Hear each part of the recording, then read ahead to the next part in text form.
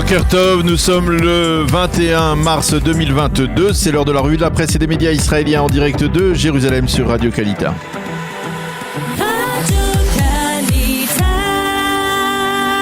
Radio J, la revue de la presse israélienne, en direct de nos studios de Jérusalem. À Jérusalem, nous retrouvons effectivement notre correspondant Daniel Haïk ce matin. Et Daniel, deux grands titres se partagent ce matin la une des principaux quotidiens israéliens. D'abord les obsèques du Rav Chaim Kanievski et puis le discours incendiaire de Volodymyr Zelensky devant les députés israéliens.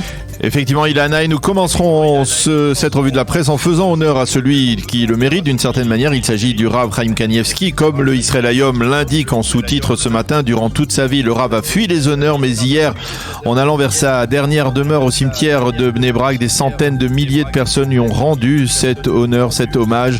Son dernier chemin, titre en manchette le Yediot Aharonot, et dans les deux cas, des photos impressionnantes d'une foule de chapeaux noirs qui ont accompagné le Rav Kanievski hier dans les rues de Bnei Brak. Le Israël Hayom parle de 350 000 participants à ses obsèques, tandis que le Yediot Aharonot se contente de parler de centaines de milliers. Le chiffre de 700 000 participants a également été avancé dans certains médias, et les forces de police déployées massivement ont poussé à l'issue de ces obsèques un véritable ouf de soulagement en constatant qu'il n'y a pas eu de victimes pressées par la foule comme ce fut le cas malheureusement, vous le savez, à Méron l'an dernier. Et puis bien sûr, il y a ce matin dans les pages intérieures de nombreux reportages photographiques qui prouvent l'ampleur quasiment sans précédent de ces obsèques. Et puis les commentateurs israéliens nous livrent leurs réflexions sur la personnalité justement du Rav Kanievski, sur l'impact de son décès pour le monde orthodoxe. Et vous avez choisi justement, Daniel, de commencer par ceux du Yediot Aharonot. Oui, nous allons essentiellement souligner les éditorialistes du Yediot Aharonot comme Nahum Barnea, qui reconnaît que ces obsèques sont impressionnantes pour tous ceux qui ne sont pas orthodoxes. Aucun autre secteur en Israël, aucune autre communauté n'est capable d'admirer ainsi un homme uniquement pour la profondeur de son étude des textes bibliques, écrit-il, et Barnea de considérer que le Rav Kanievski n'était pas un leader politique, même si le monde orthodoxe en Israël est aujourd'hui à droite, nationaliste, parce que la droite symbolise l'émotion, la tradition juive, écrit-il ce matin. Le Yediot Aharonot publie également le message du Rav Shlomo Kanievski qui prend congé dans le journal, dans le Yediot Aharonot, de son illustre père.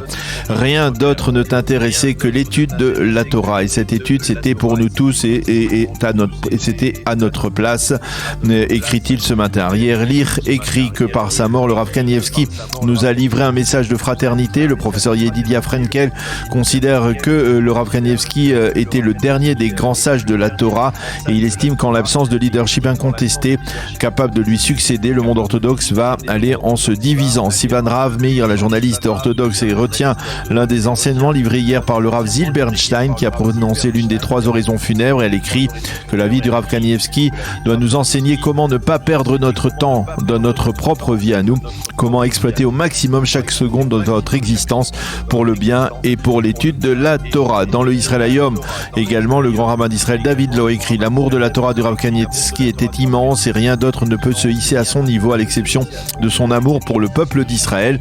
Le docteur Gilad Malar considère lui aussi qu'avec le départ du Rav Kanievski, la direction spirituelle du monde orthodoxe lituanien va se diviser. L'influence des grands de la Torah et de la génération devrait selon lui se réduire au fil des ans. Et puis le second titre dans la presse israélienne ce matin se rapporte au discours prononcé hier par le président Zelensky devant les députés donc de la Knesset. Oui, un discours qui a provoqué une vague quasi unanime de contestation et de critiques pour le Israël Hayom en manchette. Il s'agit même d'un discours qui frise avec le négationnisme de la Shoah. En effet, en Israël, on a guère apprécié la leçon de morale et de réécriture de l'histoire que Zelensky a voulu donner hier aux députés israéliens en comparant, par exemple, la situation des Ukrainiens aujourd'hui à celle des Juifs durant la Shoah. On n'a pas apprécié également que Zelensky demande de l'aide à Israël en invoquant l'aide que les Ukrainiens avaient apparemment apportée aux Juifs durant la Shoah. Selon en tout cas Zelensky, le Yediot Aharonot a qualifié en première page ce discours d'acte d'accusation de Zelensky contre Israël. Et Sima Kadmon écrit dans le Yediot Aharonot qu'en tenant ses propos, le président ukrainien déforme la réalité historique. Pour Ariel Boldstein, Zelensky a commis dans son discours toutes les erreurs possibles, un discours stupéfiant avec des comparaisons totalement inadéquates. Au lieu de s'adresser au cœur des députés israéliens, israélien Zelensky a pointé vers eux un doigt accusateur.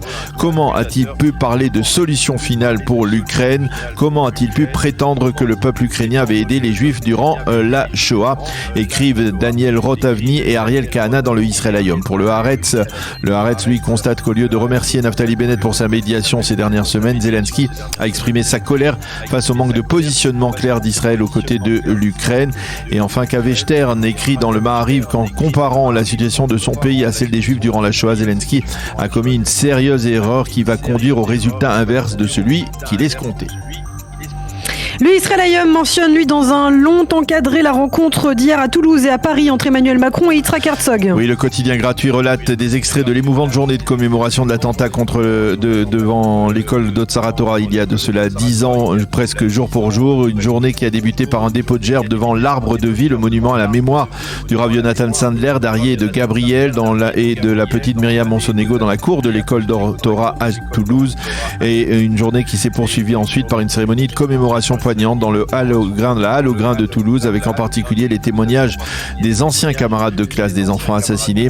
Nous sommes ici, a dit le président Yitzhak Herzog dans son discours, pour dire d'une voix claire: le terrorisme ne nous fera pas plier. Dans son allocution, le président Macron a insisté sur la nécessité de lutter contre l'antisémitisme et contre l'antisionisme, qui est une forme d'expression de l'antisémitisme. Et pour terminer cette revue de la presse, les quotidiens mentionnent ce matin 2 développements sécuritaires en Israël. Oui, d'abord l'attentat au couteau qui s'est produit hier à Jérusalem, dans le quartier de Ras El Hamoud, dans la partie est de Jérusalem. Un Palestinien de 23 ans du village de Jabal Moukaber a poignardé 2 policiers, les blessant sérieusement avant de s'enfuir et avant d'être rattrapés quelques heures plus tard chez des proches.